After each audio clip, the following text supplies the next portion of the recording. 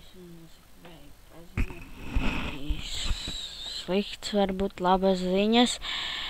Es šīs dienas nefilmēšu, jo man vajag iemācīties montēt. Man ir montēšanas programma, jā, bet es tā kā samontēju, mēģinu renderot video, un viņš man figu nemet iekšā.